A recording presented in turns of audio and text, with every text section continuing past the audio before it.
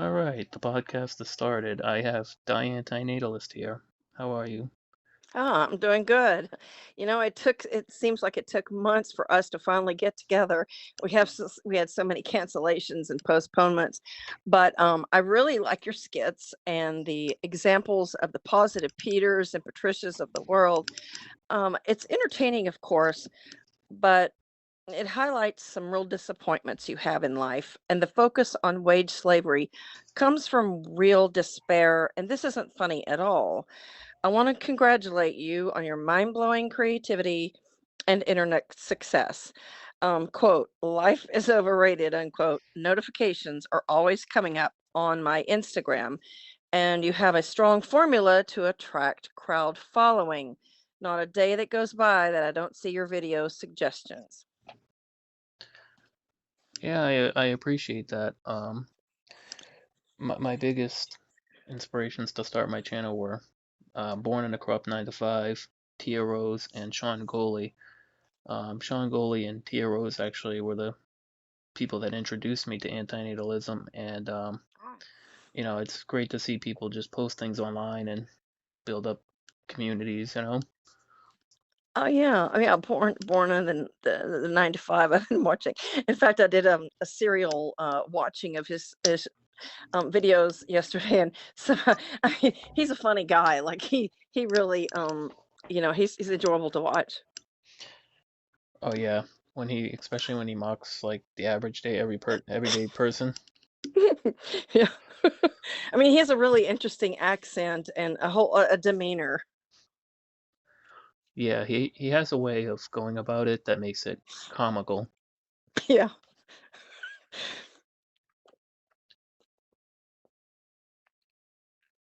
Yeah, I his emphasis on everything revolving around money. I mean, it's pretty relatable. Yeah, it is. Um, so yeah, I wanted to ask, what made you become an antinatalist, and why do you subscribe to the philosophy? Okay, so at the beginning of um, Facebook, I was in a lot of child-free groups, and as many as I could join, I really, really connected with their mindset. I really connected with their, um, the discrepancies in life from being child-free and being a natalist. And I've felt disenfranchised basically my whole life. And I saw inequities because I had a child-free mindset, like even when I was very young. And then so, being a taxpayer for as long as I have, I really feel ultimately cheated by a natalist system. And I'm an antinatalist because my parents left me in the lurch. Divorced, remarried, one had a baby when I was 17 and bought a sports car. They there went my college and any support or inheritance I was supposed to gain. And you and I are different due to our age group. My youth and work years are over. In fact, working ruined my youth. Um, Many women my age and younger just sold out and had kids, and I refused that path. My youth was spent working, conserving, getting 2 to 3 jobs, living meagerly, losing a job or, just stressing out and needing money at the end of the year or for insurance or for a car problem and just having to just bite the dust and go get another job, another moonlighting job. Um uh in fact, I think most youth in my day kind of had to live meagerly. um, I was a music buff, and in my day, we didn't have Spotify or, iTunes. We wasted money on albums, 8 tracks, cassettes, then CDs. I had so much money invested in music, and it was such a waste looking back. And when I was in my 20s, I never had money for takeout. I mean, I occasionally went to Taco Bell, but rarely did I ever eat out. Not even coffee, which is so often bought today. I brought a sack lunch for my jobs in the 20s. Um, Places of business back in the 70s and 80s had zero tolerance. I never took time off unless I had, a high temperature, and I did have the flu in the mid 20s, really bad flu. And back then, you'd be fired quite easily. Now, industry is so desperate that people flunk drug tests. They have no decency. They look unpresentable on the job. They're on their devices. They don't help customers, but they're enabled. And it's really hard to fire someone these days, but not in my time. We had less job protections. And I just really struggled because my parents were not financially supportive and they were not emotionally supportive. I will say that recently, these are like the days compared to when I was growing up. A plumber recently, I had to call after hours, and so this plumber was on call. He came to my house and he was very drunk and he made sexual passes at me. He I contacted the owner and the owner followed his truck by his GPS. I demanded his firing, but I was told that nowadays you can't just do that. A process has to be taken, rehab has to be offered. I mean, what bullshit. This is a type of enabling that I never had in my years of work. And this is just simply enabling an incompetent workforce. He was drinking and driving a company truck, and he harassed me. He didn't deserve that job. He needs tough love, not second chances. Um, and in my day, if you received several sexual harassment or work abuses, the only thing to do was to quit. No authority would listen to you back then. And since I'm a senior at age 61, I need others to do lawn care, caretaking of my pets. My medical needs are amplified, and I need the hospitality industry to cook or host my hotel stays.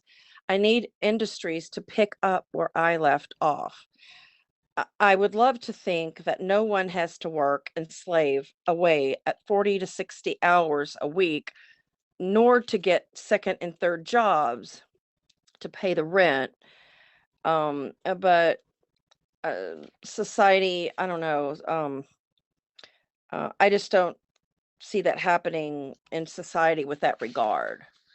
I see the anti-work slogan around the internet, but does that mean anti-work for police, EMT, doctors, nurses, Amazon delivery, UPS drivers, farmers, lawyers, web designers, electricians, plumbers, and veterinarians? I don't know.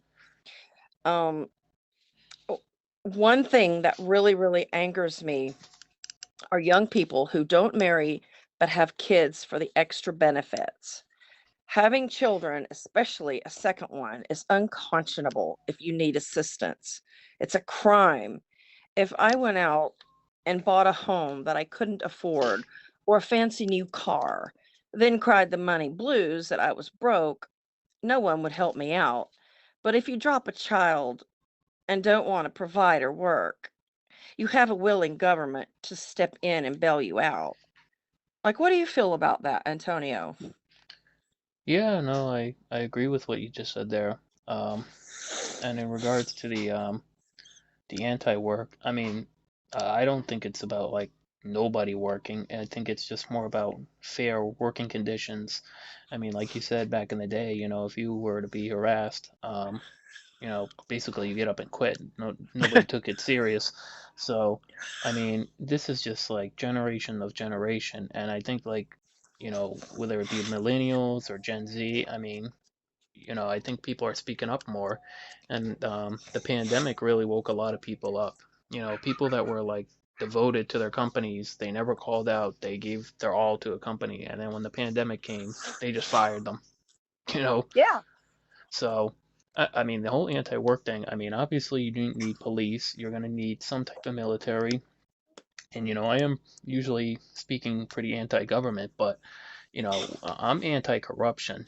If we had, Oh, yeah. yeah, I mean, police and, yeah, you're always going to need those, or EMTs or, And um, food. yeah, You need farmers. yeah, stuff of that nature. But the unfair working conditions, poor pay, you know, like you said, like harassment, that stuff should, I mean, 2022, I mean, they always talk about how humans are so smart and we got to continue procreating. Well, these are the changes that need to be made. And it's like, anytime you say something like this, oh, you're just being negative or ungrateful or, Yeah. Or crybaby, like, women were just told, "Oh, suck it up, it's just a man," or it's just a job, just let it go, it's a joke. Well, a lot of things weren't jokes, and we were dismissed. yeah. And, and that's, yeah, and that's another thing too I said the other day on my last podcast was, if it's physical, people tend to take it more serious, but if it's mental, people are like, oh, just stop being a crybaby, Yeah. and that's mentally that can leave people scarred. It can leave people Yeah, depressed. traumatized and scarred. Yeah, yeah, have anxiety. I mean, not everybody operates the same way, Some people can maybe just write it off, but other people, that stays with them for life. So, Yep, it sure does. But I have a proposal for parents and the government to control their reproductivity by way of enforcing a savings program for every child they hatch. I would strip breeding couples of entitlements and tax credits. And those payouts during COVID to families should have been put aside in a bank account for the sole benefit of the children. No child, and furthermore, no child should be kicked out of a home unless for serious offenses or for violence at age 21 or 25 or even 28. Most kids have no way to support themselves and no savings, trade, or education. A child should be fully educated to obtain a trade and leave the home with a savings account that his or her parents set aside for the 21 years they raised the child. As a boomer, we were the first American generation to like have it worse than our parents in regards to home ownership. Rents were also high. My like average age for my generation was about 30 for home ownership. My mom had a home by the time she was 24. I graduated high school on time and with certain honors. I wasn't a brilliant student, but I was a good student. I had $200 in savings in 1979, a beat up 10-year-old car with over 100,000 miles, and no way to make money to live on my own. My stepmom wanted rent money.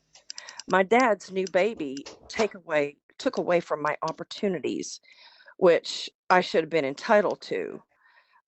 Why did he have a third kid when he was too selfish to care for the first two? The bar is set way, way too low for parents. In 21 years of knowing me, my two upper middle class mom and dad with great jobs and new cars had nothing set aside for my brother and I. Zero. This is an outrage. Parents must be forced to set aside money in savings that will increase as time goes on. And no nonviolent, decent working child should ever be forced to leave the family home or be asked to pay rent just because their parents want freedom or they no longer like the child. They have a lifelong parental duty to help and support. Um, there's something called buyer's regret. And, you may buy something really expensive and you get home and you think, I got to pay this thing off, or, I don't really like this anymore. It's not really worth paying for and going into debt for. And that's called buyer's remorse because when you get home, you realize you invested more than you wanted to.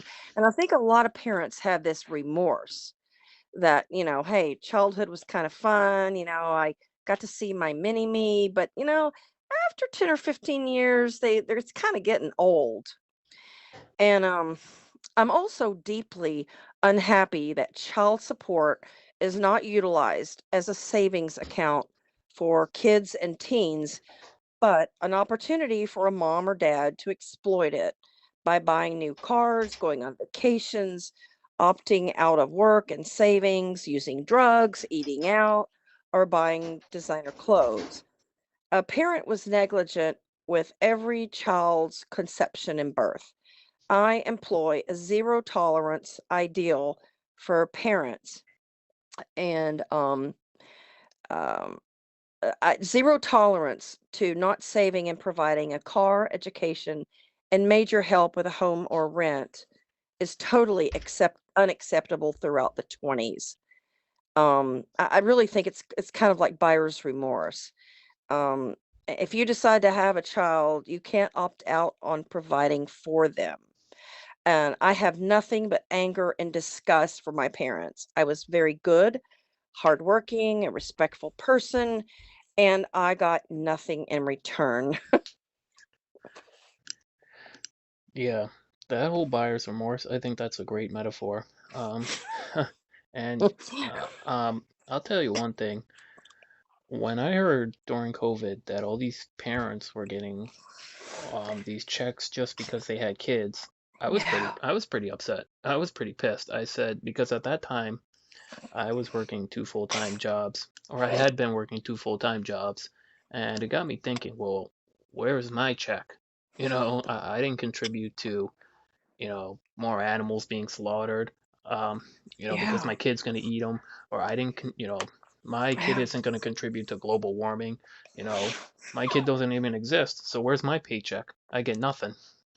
Exactly. And you're subsidizing a school system and free busing for public schools for their children to go to, and yet there's nothing going to come back to the child-free person.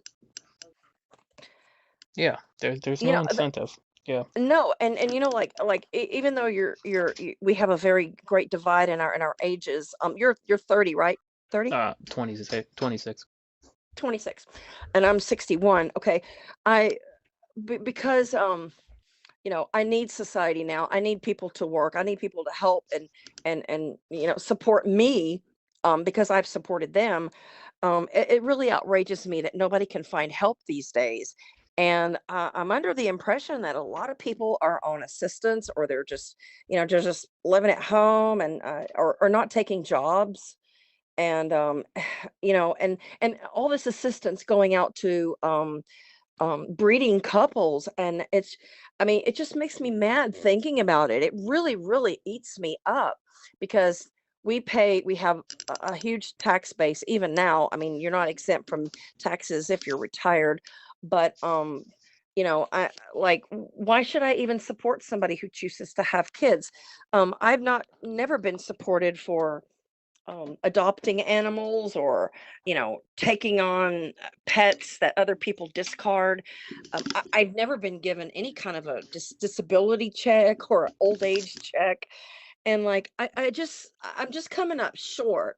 My whole life I've seen a pattern of this. And one time I was cashiering. I don't know if you've heard the store called A&P. No, I have not. Yeah. Well, mostly it was in the South, and they're still in North Carolina, but they're kind of, I guess they went out of business.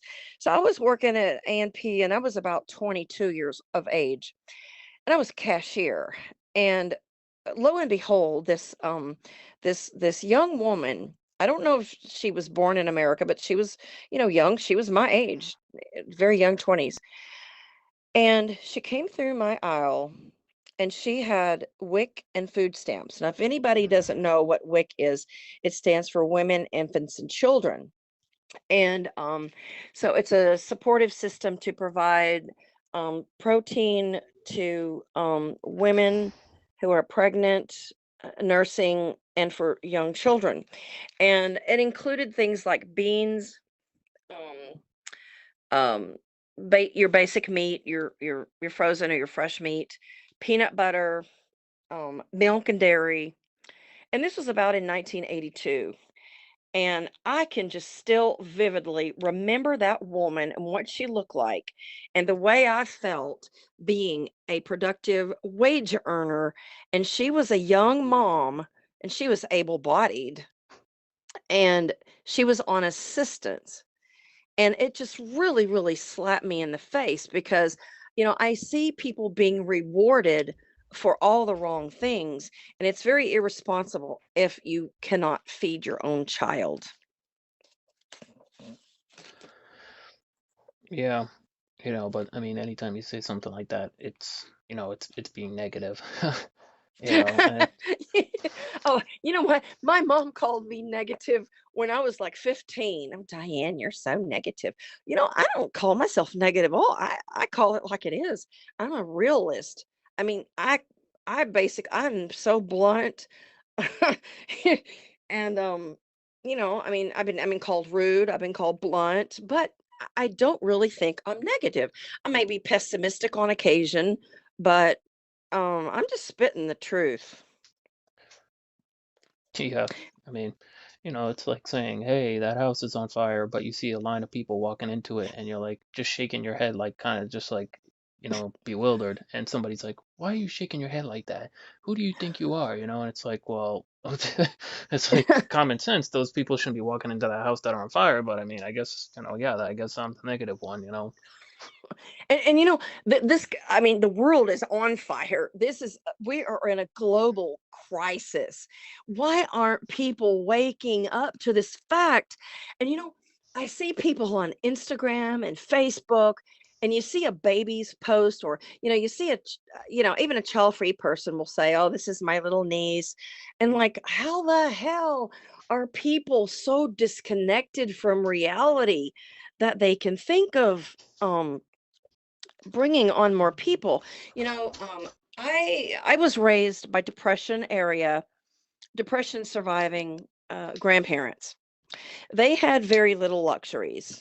Um, there was even a drought that prevented apple production, and so people were really creative, because they didn't have a lot to eat and they did go hungry, and they created a mock apple pie. Now, I don't know in your family around Christmas were you ever served this mock apple pie, but the mock apple pie is quite good. You can Google it.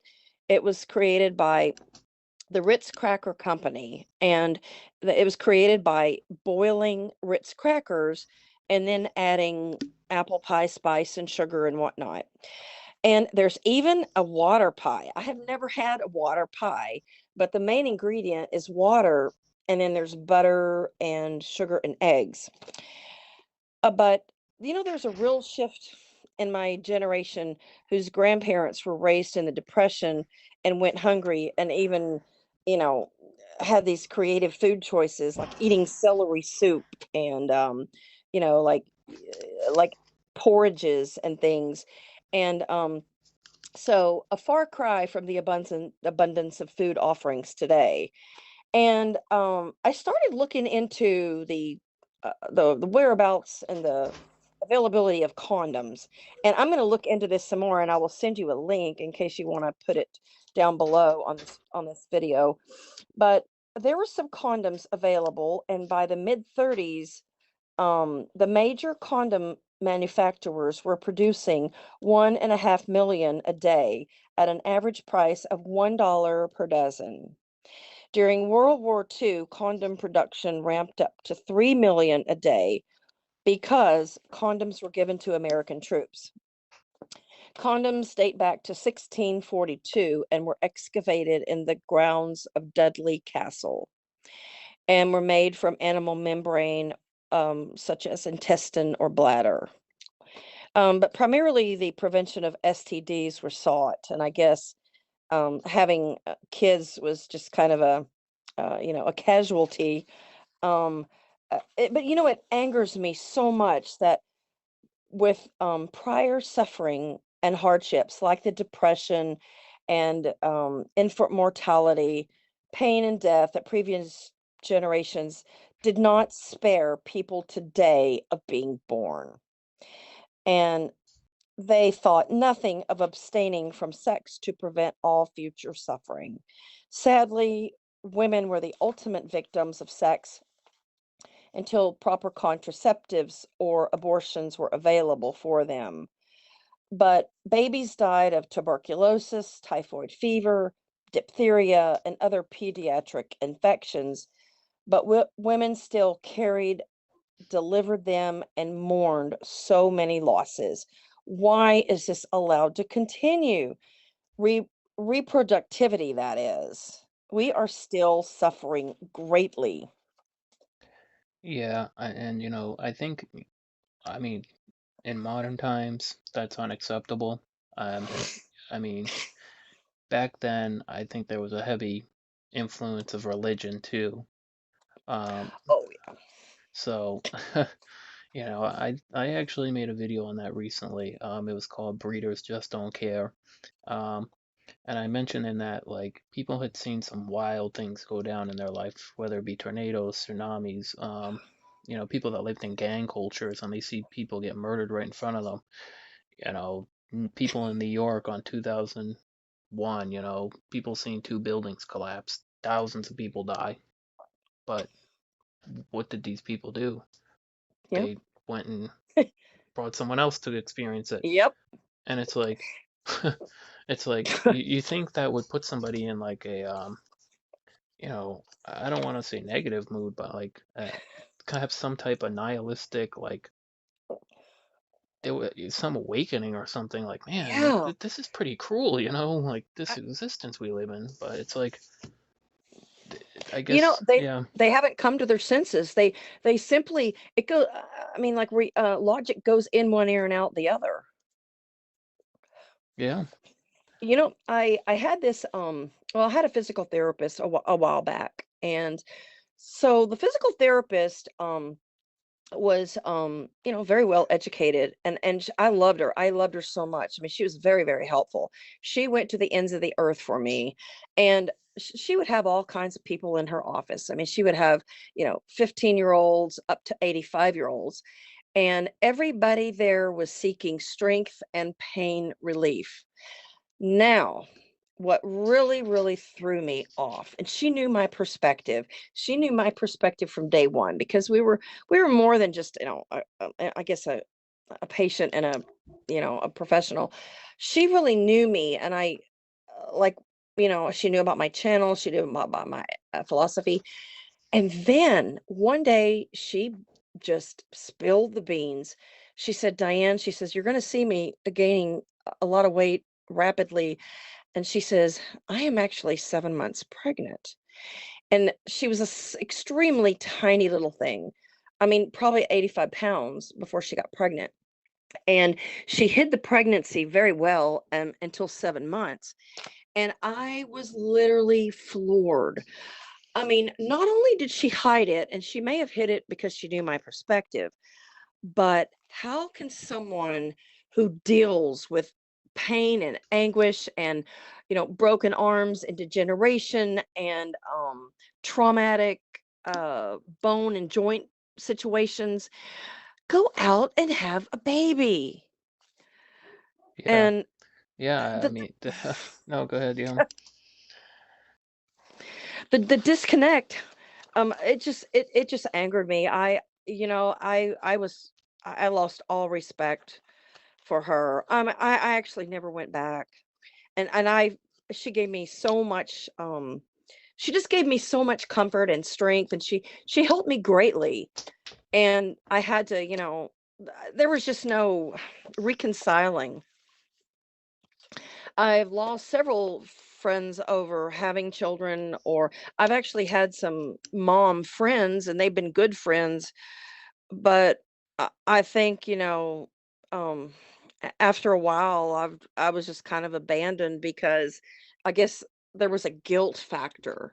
Like, even though they agreed with the stance of antinatalism and procreation being harm, I think it just kind of slapped him in the face, and like, my activism probably was just too much for them to bear.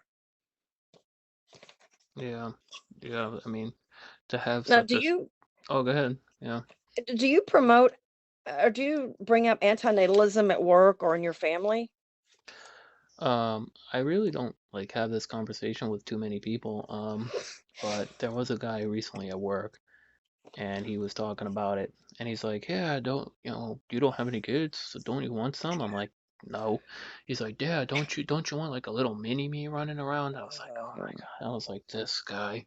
So, oh, yeah, I mean, he was a Christian, and yeah. and I mean, I didn't really break it down to him because he did more of the talking, and you know, I mean, it was just like cringy just listening to it because he's just making up all these excuses. And then, like I've mentioned many times on my channel, then he goes and he's like, "Yeah, now I have a son, so now I can give him the cheat codes to life."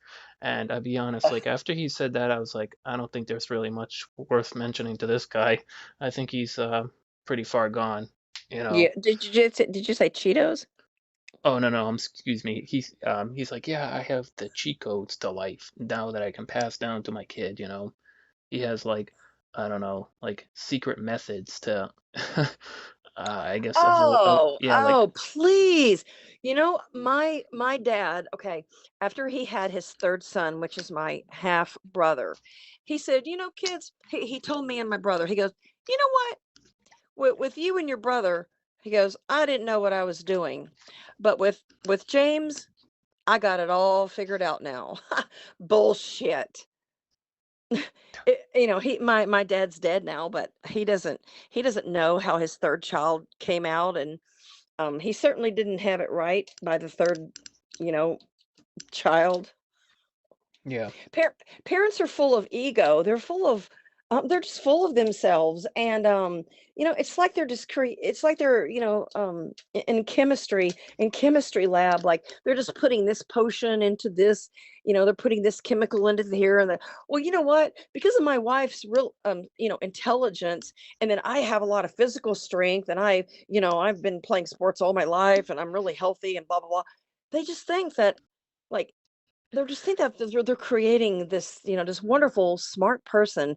And I think every parent has an eye-opening experience once their kid gets into school, and there's so many variables. Their kid could, meet up with drugs, could meet up with gangs. Their kid could flunk out of school. Their kid could be homosexual. There are just so many detours and speed bumps with raising children that you can never predict. And I know that my parents were disappointed in us, and me and my brother, I mean, we didn't have anything of any great. We didn't have anything that we greatly disappointed our parents over.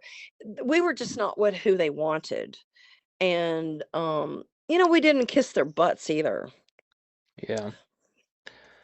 Well, I mean, the funniest argument I always hear is, well, we're gonna tell them the right way. We're gonna teach them the correct Yeah, the correct. It's like, yeah, yeah, that's yeah, that's always right. that's always that's always worked out.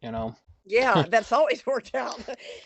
I was raised, as a Christian, and actually the some of the things that I came out of going to church, we were Baptist, and pretty much everybody in Texas is Baptist or Methodist or Presbyterian.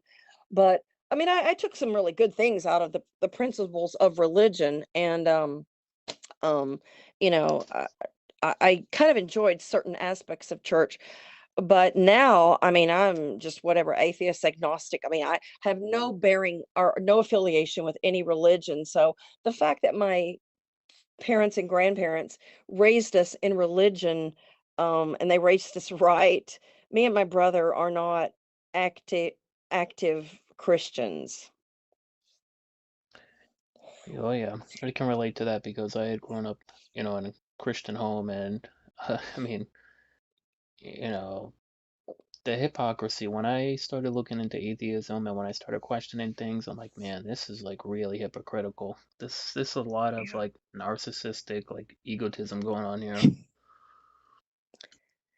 Yeah, and it's so hypocritical and it's so misogynistic. Like, it was actually very hurtful for me to um just read certain passages and just read how oppressed and how belittled women were. And I mean, how can any woman follow Christ? Like, it's mostly women who are religious followers. Yeah, I mean, if well, could I just, interject there? yeah. Um, that was back then. That's not now. You know, that's their main argument. Well, that was back then, it's different now. It's like, okay, well, like where's the part where it says that's going to be different? Like, you know, but yeah, no, I agree with you. It is very misogynistic, and I go ahead. And it's also very oh um um what am I trying to say? That word where you discriminate against animals, it should be on the tip of my tongue. Oh, speciesism. Speciesism. Yes, it's so speciesist. And um my god, I mean, kill animals just for sacrifice, or use their flesh and their bones and their skin and whatever, and as a human being or mankind has dominion over all the swimming and the crawling and the walking beings. And I like, my mindset just doesn't believe that at all. And I don't know of any religion that really promotes animal welfare. So I remember the other day I was like near a church and it said God is love, like something about being like really positive and being in love. And then and I was thinking about this story in the Bible where they had killed like lambs or something like Yeah. that. They killed lambs and used their blood to paint the wall so that Yeah. the angel of death would not visit them. I'm like, what kind of savagery? What?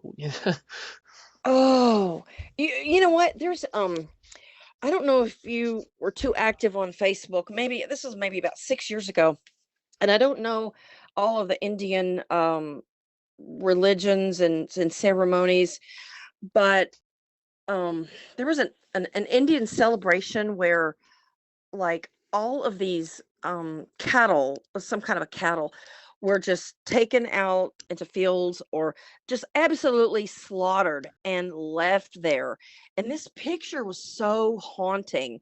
They weren't used to for meat. They weren't, I mean, it was just horrifying. And how, I mean, the Hindu religion is supposed to be, animal friendly, but I've never ever heard of any animal friendly religion. And so this ceremony, you could even look it up. It is horrific. There were dead cows or some kind of bovine creature, and they were just slaughtered and left in this field to like rot. And I mean, just I just don't know why we are here today promoting antinatalism when no other generation has spared us these evils and painful decisions and sufferings. Like, why didn't somebody put their foot down? Or I mean, even though our lives are bad today, and there's work slavery and there's still diseases and pandemics and crime, there was even worse back. I mean, like in medieval times, Roman times. I mean, history is barbaric, and the medieval tortures were just they were sickening. Um, and witches were slain, women were accused of being witches. um and literally in our life, or in our in this century.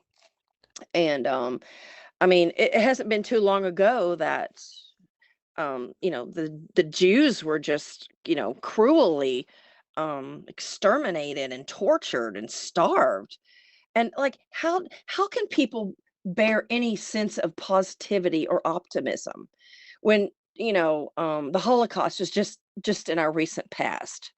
We got a war going on in Ukraine, and the hideous, facts of war, and the sufferings that people are over. I mean, they're bearing.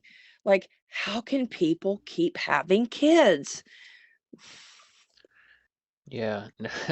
Now that you mention it's like, yeah, people say, well, life is great. Like, yeah, maybe things are easier for like homosexuals. Maybe things aren't so misogynistic. But Yeah, what's that? The yeah, last 10 years?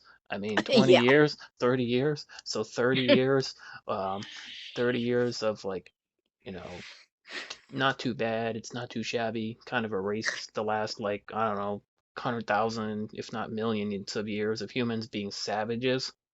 Yeah. Exactly. I mean, and we're not making progress except with electronics. The other day I was talking with an assistant that works for with a veterinarian, and she says, Diane, she says, I just don't know these days. She says, these days it's hard to raise children. She's got an issue going on, a very significant health issue with one of her grandchildren. And she says, I just don't know if I would have kids these days. Well, you know what? Like I was born in 1961. Like there was no reason to have kids in 61 or 51 or 41 or 31 or 21. I mean, life was always bad. There were always crimes and um just horrible work conditions, um struggles to pay bills and to buy a house, and health concerns and lack of medical care. And I mean, how can I mean I really think that people are just disconnected when they think that just things are bad just today in today's world, but they're not even looking at the history of mankind. Things have always been unbearable. Oh yeah. Oh yeah. And you get these people that are like, well, yeah, well, because things were so bad back then, now it's acceptable why we can have, continue the cycle. But another thing too is back in the day, like having kids wasn't really just like oh yeah, I want like a little mini me. It was like essentially a slave to help you on the fields. Yep. Yep. A farm worker. Yeah. You know, I don't know about how you were raised. I don't know that I've heard you talk about your own childhood, but when I was raised, we were kind of there to help our parents. And we like my parent, we kind of lived out in the country. And I remember my parents or my dad planted this garden. And we always had homegrown food. And me and my brother were really young, and I probably had on like a little sleeveless top, or maybe even a bikini top of some sort. I think I was about 8, and my brother would have been 6. And so my dad planted this big garden, and he didn't want to pull the weeds. So the weeds grew, and he sent me and my brother out to pull the weeds. And it was hot in Texas, and both me and my brother got badly sunburned. And me and my brother shared a bed at that time when we were little kids. And our backs were so burned from pulling weeds that we were crying, and I couldn't sleep on our backs, and we were just suffering. And like, I remember a huge part of my childhood just serving my parents. Like, you know, um, the dishes need washing, Diane, or Scott, can you go help Dad mow the yard, or go clean your room. Can you vacuum for me? Can you dust the furniture? Can you clean the kitchen? Can you put up the dishes? And like, there was always chores, and that was just a big part of my generation and my household.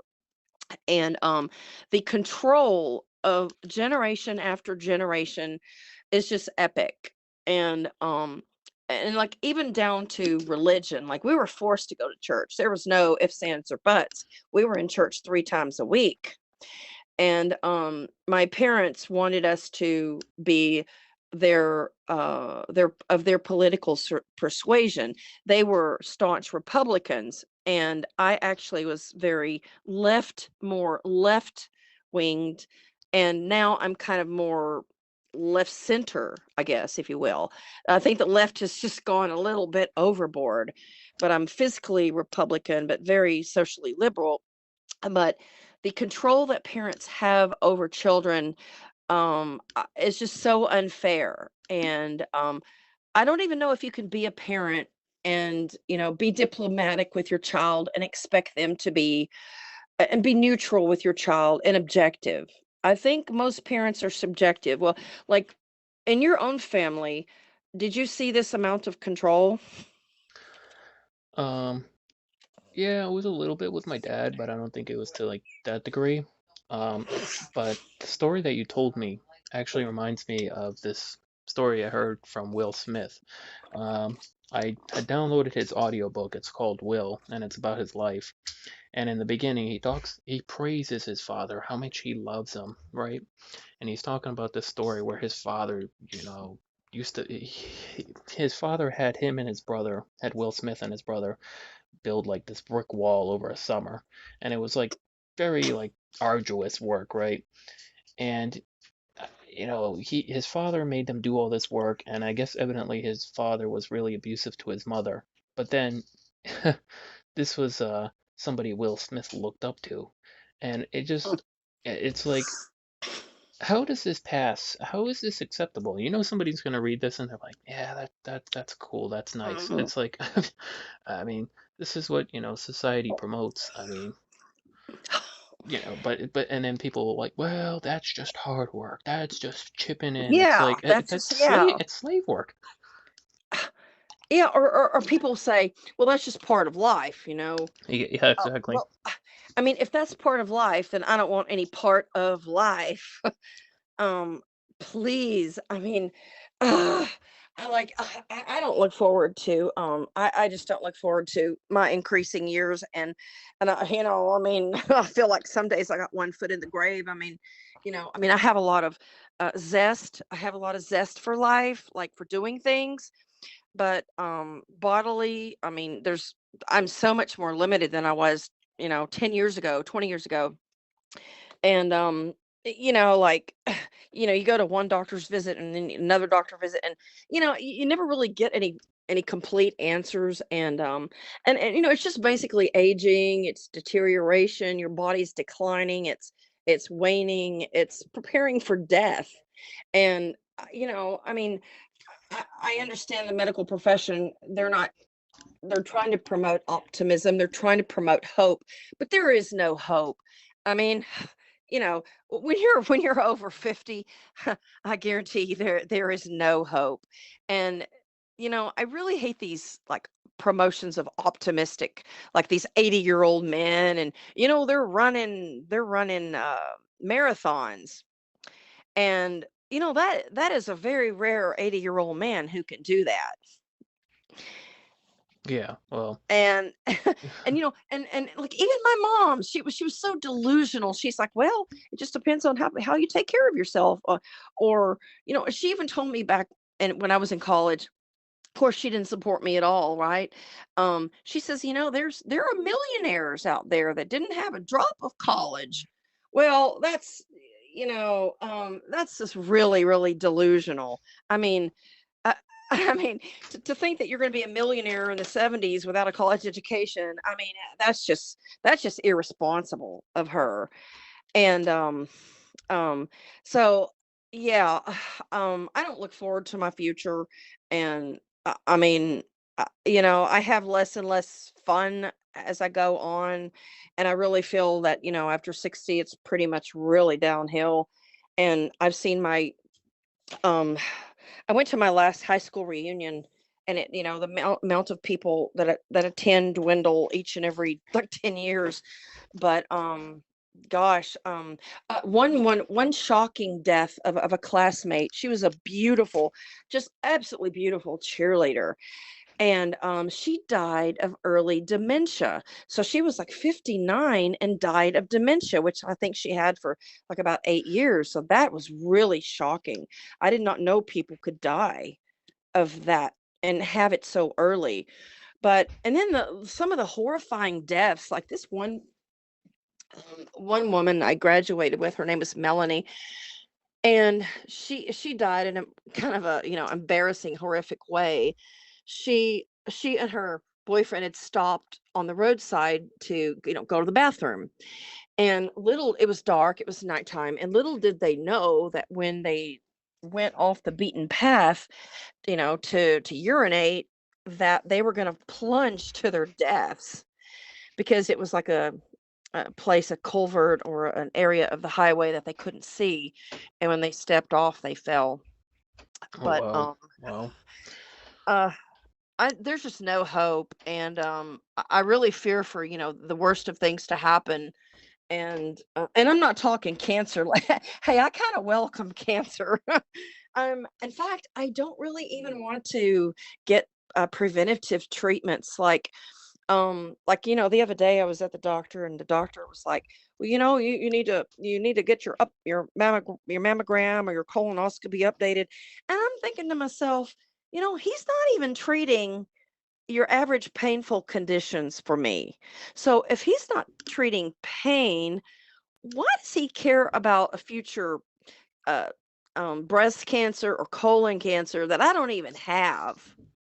Like, I'm not being treated for what I, come in to complain about, but yet he's just, he's jumping the gun here on some other kind of preventative.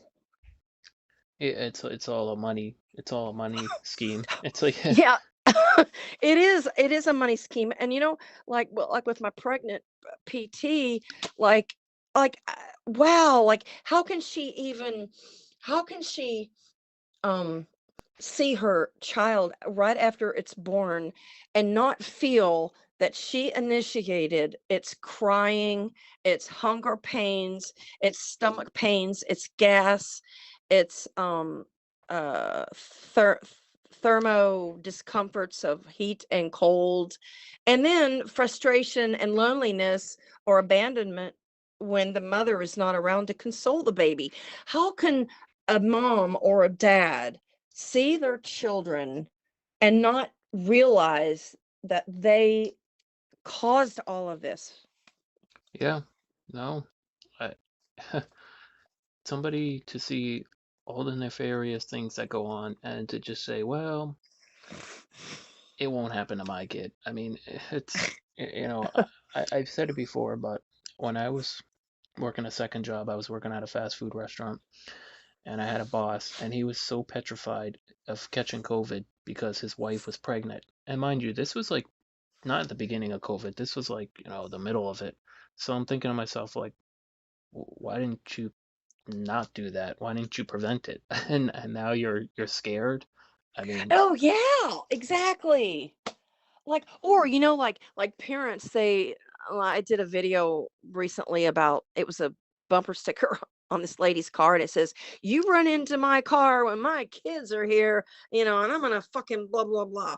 Like, lady, like, you're the one who initiated the birth or the conception or the existence, and now you're worried that there's automobile collisions or cancers.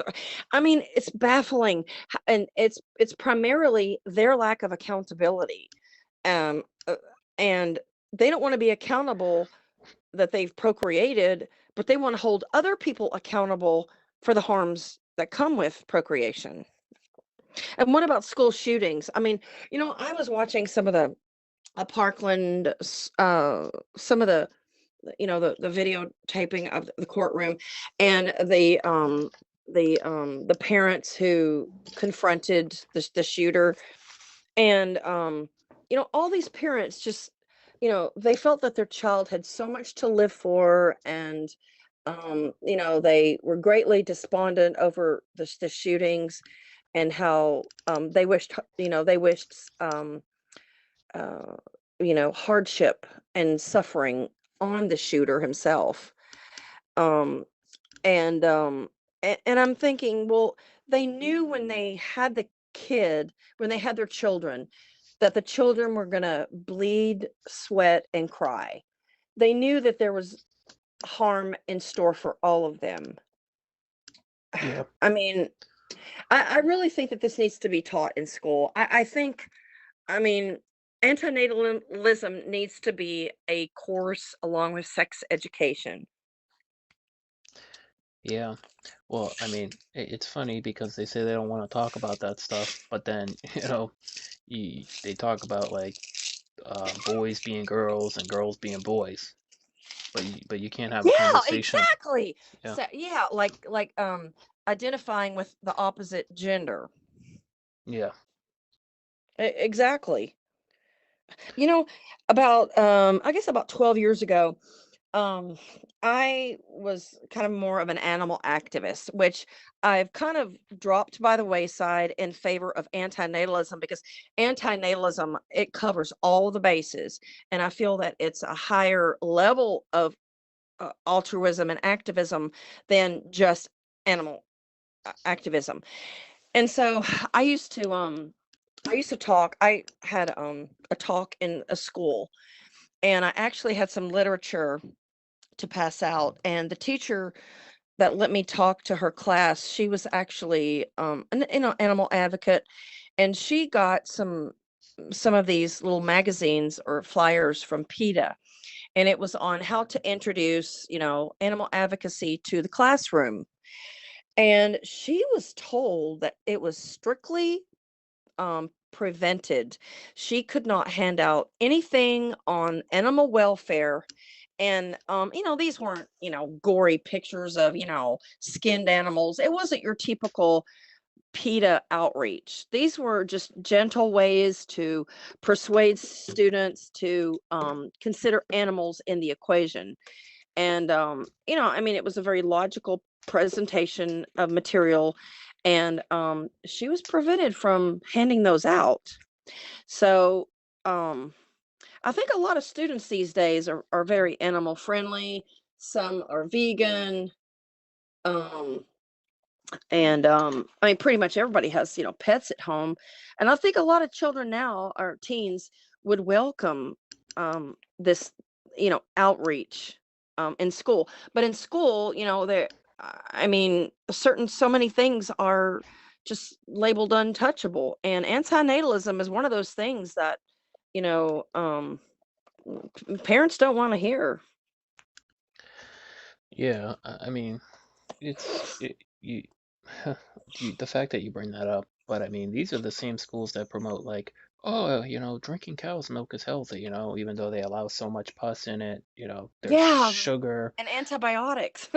Yeah, they've pasteurized it, they've destroyed any nutrients in it. I mean, Yeah. same people that are, promote like bread, even though it's like mostly sugar and chemicals. I mean, Yeah. the public schools are a joke. They're They are a joke. And it angers me so much, like, as a person who's like subsidizing other people's children, that we are still subsidizing, like, the slaughtering of animals or dairy farms in order to provide children for their public school, for their cafeteria meals. Like, I'm sponsoring things that I don't want to be sponsoring.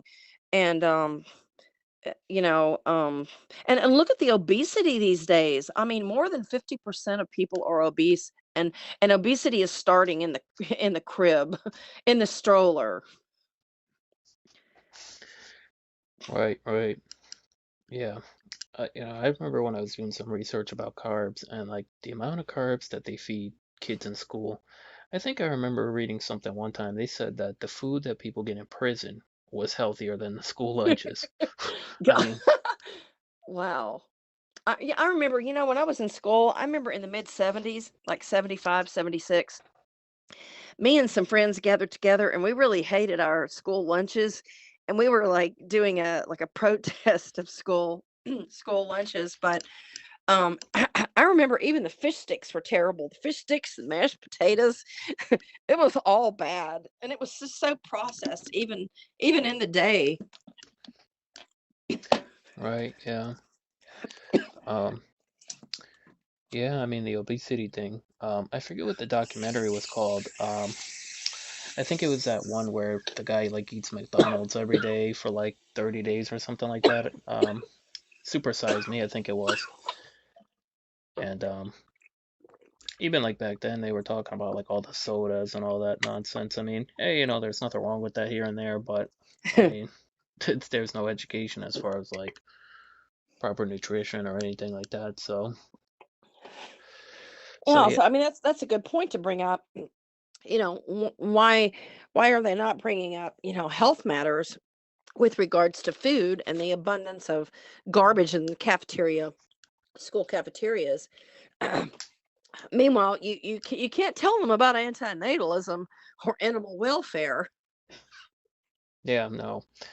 And I remember the options when I was in school. It was like you either had like white milk, yeah, chocolate milk, maybe like Mm-hmm. apple Yeah. juice, orange juice, and I mean it's like all sugar. I don't even remember water being an option unless you went to the water fountain.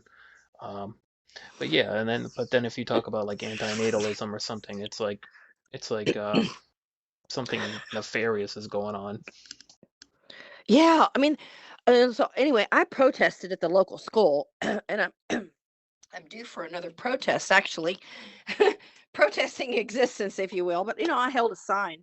I don't know if did you see my videos back then? I've seen some of them. Okay.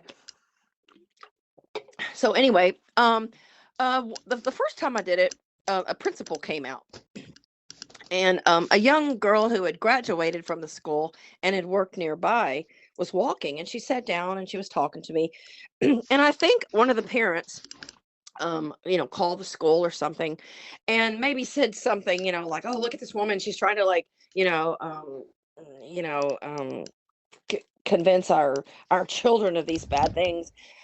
And the principal came out and he asked the girl if she was okay, but the girl was 20, and he probably thought she was a student, but she was an ex-student. And then she told me, she says, and then after the principal had left, she goes, "Oh, I never liked him," but she says he probably didn't recognize, that I was a student here. But he was threatened by, my protest.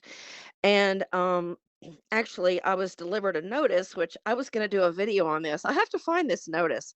So people in the community know who I am, and they know I'm outspoken.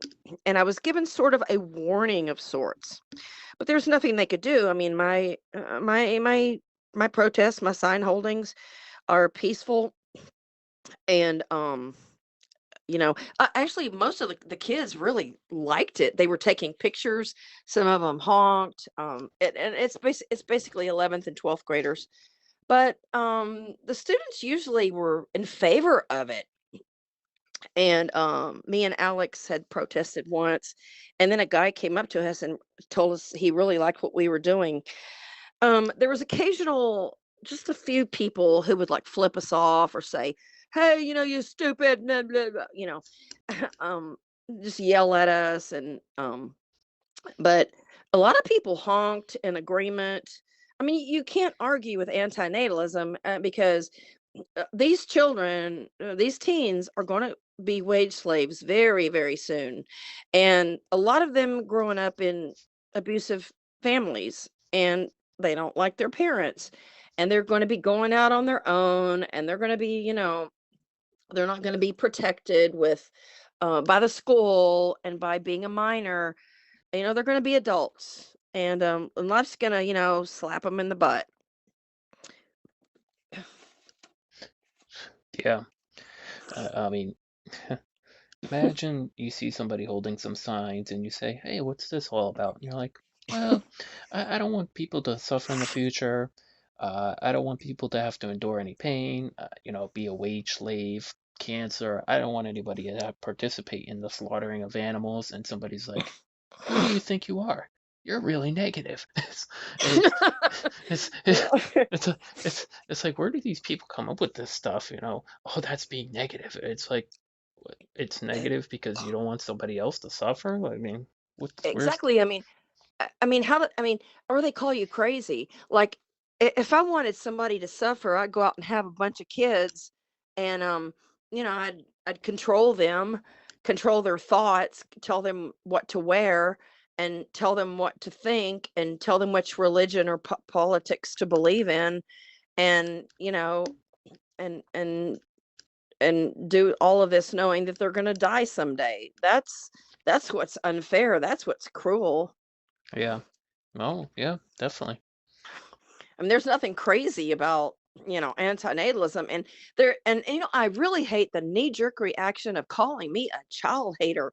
I mean, that's not even a fact. I'm not fan of babies. I never really wanted a baby. I don't identify with babies, but I've met some kids that I really, really liked, and I thought they were just really, really cool. I don't place myself in situations with children. I don't seek out, like I'm not a coach, I'm not a Girl Scout, leader. I don't involve myself in children's activities, um, but I do not hate children, and I never have hated children. I dislike annoying children and loud babies on planes, but who doesn't? And for somebody to just have this knee jerk reaction of, well, why do you hate kids? Or what about well, that's racist. I don't, I've been called a racist so many times when we protested that it's just it's almost like they're not even hearing the agenda. Right. Yeah. I mean, how do you even get like I promote antinatalism for rich people, poor people, smart people, dumb people, good-looking people, compromised people, disabled people, abled people, black people, white people. Everybody should not reproduce. And it doesn't matter. And then people say, but you know what? But we're wealthy and we have money set aside and we have educations and you know, um we we're going to do good things for our children and our children are going to have a savings.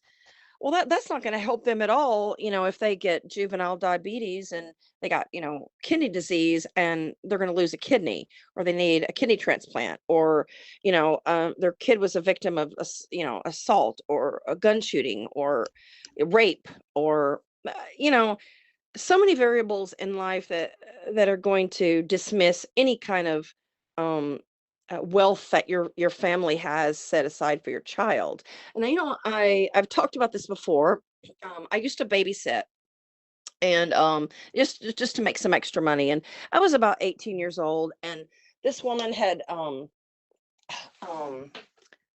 she had applied to my ad, and I was living with my grandparents at the time because, I went from my mom to my dad and then to my grandparents. That's kind of the way, displaced children are of, broken homes.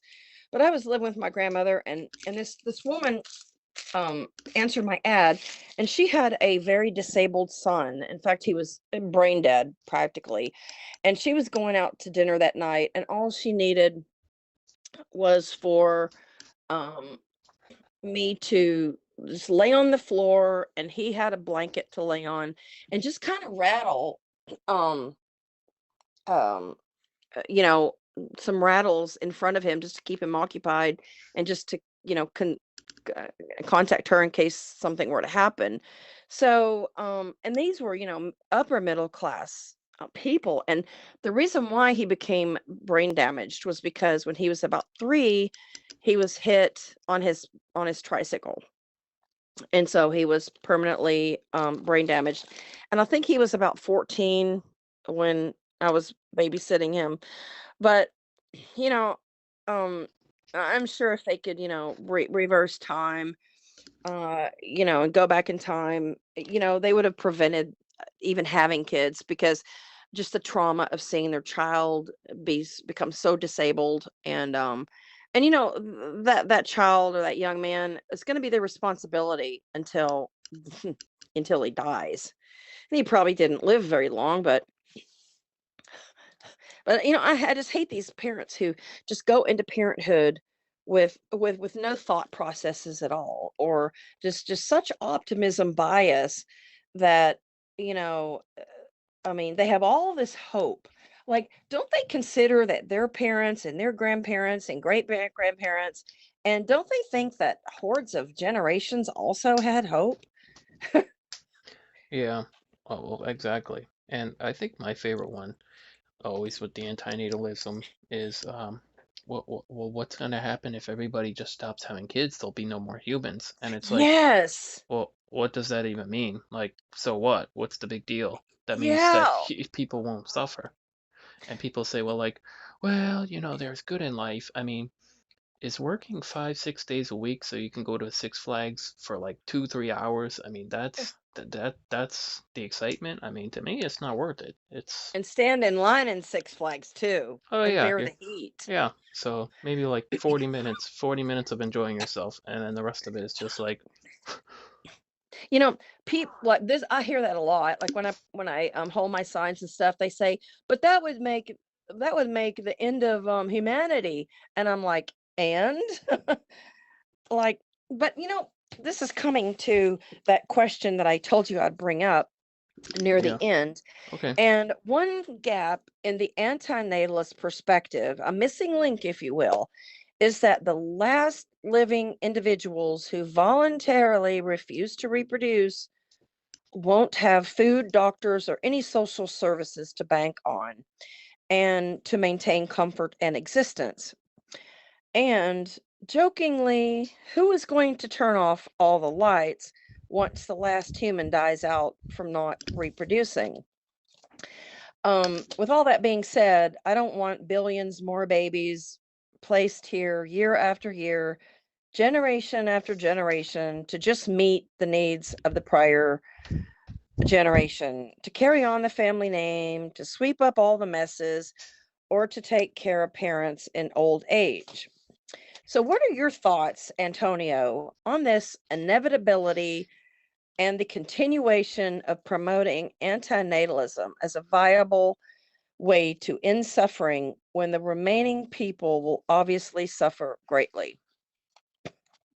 Well, I mean, that would be just a sacrifice. I mean, I That's a mean, good answer. I mean, That's a good answer. yeah, I mean, you just have to sacrifice so nobody else would have to. I mean, and if people said that they didn't want to do it, then it just shows you truly how um, Yeah. selfish they truly are. Wow, you know what?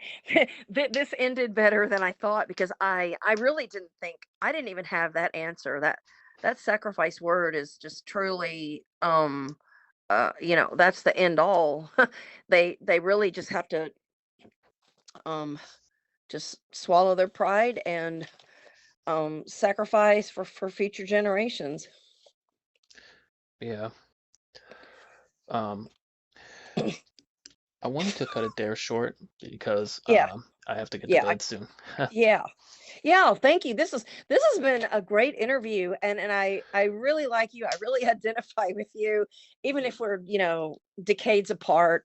I really hope that your work situation gets better, and that someday something's going to happen, and you're going to be delivered somehow away from work slavery.